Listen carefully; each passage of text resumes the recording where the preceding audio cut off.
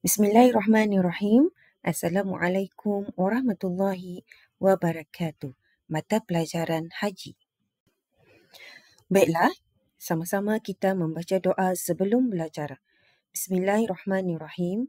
Rabbi syrahli sadri wa yassirli amri wahlul uqdatan min lisani yafqahu qawli. Pada hari ini, kita ni masuk pelajaran ketiga dalam tajuk Tahallul. Tahallul. Apa dia tahallul?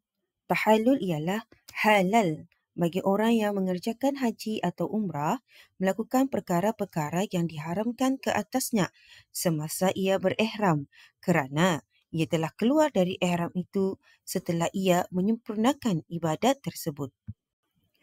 Peringkat tahallul ada dua.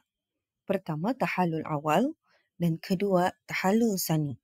Apa dia tahallul awal?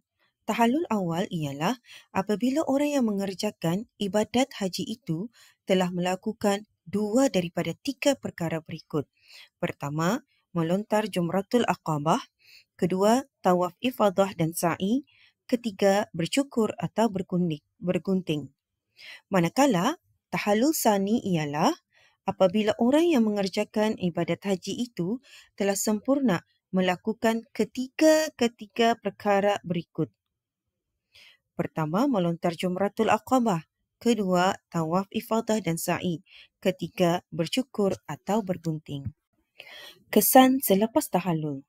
Kesan selepas melakukan tahallul awal ialah selepas bertahallul awal, orang yang mengerjakan ibadat haji itu keluar dari ihramnya dan tidak lagi diwajibkan memakai pakaian ihram dan halal baginya melakukan perkara-perkara yang diharamkan ke atasnya semasa berihram kecuali persetubuhan, yakni jimak.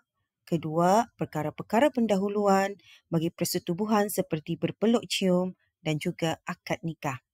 Manakala, kesan selepas melakukan tahallul sani ialah selepas bertahallul sani, orang yang mengerjakan ibadat haji itu keluar dari ihramnya dan halal baginya melakukan semua perkara yang diharamkan ke atasnya semasa berihram. Tahallul bagi umrah pula hanya ada satu sahaja tahallul. Tahallul bagi umrah ialah apabila orang yang mengerjakan umrah telah sempurna melakukan ibadat tersebut.